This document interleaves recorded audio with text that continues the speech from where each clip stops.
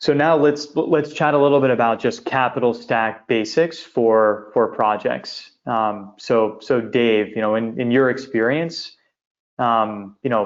focusing more, for these questions on real estate development, since that's, what's most applicable for most EB5 investors. How's a typical real estate development deal financed, and how do you think about, different types of capital that are coming in? Okay, so again, development is the most complicated form of a real estate project, and it requires a more complicated financing structure. And lenders are not stupid. They're very risk averse. They know that loaning money is easy and that getting it back is the hard part. So they're very careful to have other people have money at risk that's more at risk than their money. So typically you would have equity. Equity is non-borrowed money that is raised from either the developer himself or other investors. And that money is put in first and guaranteed to be put in the project.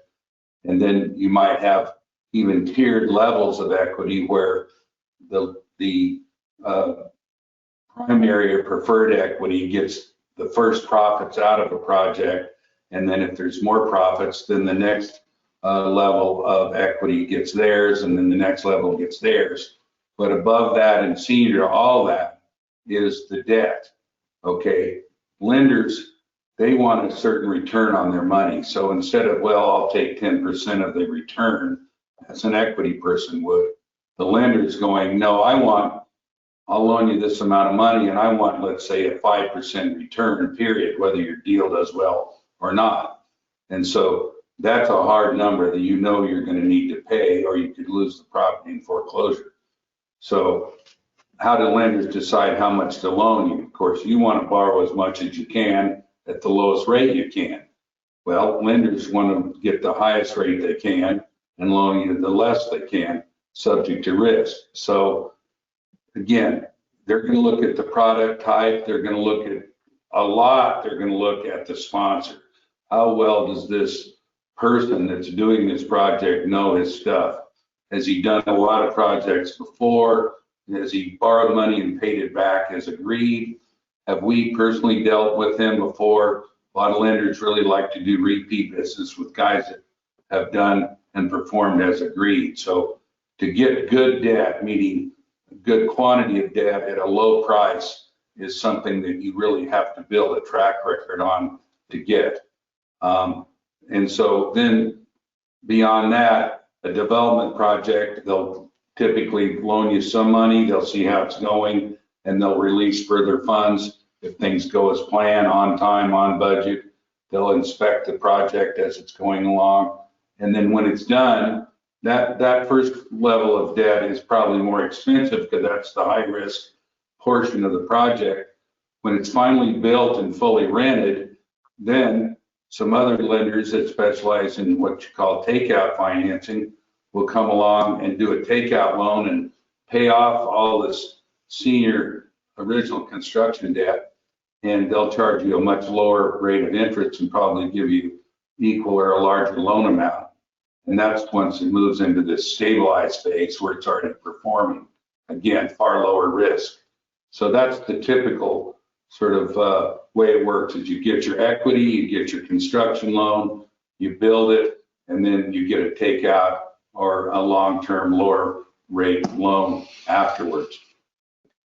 Got it. And Mike, I guess walk us through, kind of the distressed or, failure situation where, a project gets completed, it doesn't, rent as well as, was projected years earlier. And now, interest rates have gone up. So now the debt cost, on a quarterly or monthly basis, there's not enough rental income to cover the debt. Mechanically, what happens in that situation, and how are each of these different capital stack positions going to be impacted? Well, again, they'll be impacted depending on how bad it gets, but the senior loan, we've been around long enough to have seen where it gets so bad that even the senior loan becomes non-performing. But, you know, in lesser distressed situations, the equity, the common equity is the first to be wiped out. If there's a depression in valuations due to revenue reduction or increase in interest rates. But so the common equity is the most risky, and it will be wiped out through a lower valuation. Then the preferred equity is next.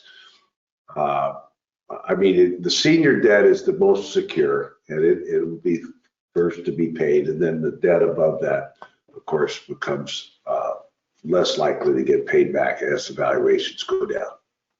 Got it. And so Dave, you know, obviously you practiced law for many years. You know, what happens mechanically, you know, when there's just not enough interest payments to pay, or excuse me, not enough rental revenue to pay, you know, to pay the senior loan, let's say. What does the senior lender do, and you know, what's that legal process look like, and then how do the other, you know, capital providers, in this case mezzanine preferred, you know, how are they potentially getting some money back, if any? Like, what does that legal process look like, and you know, how does that happen?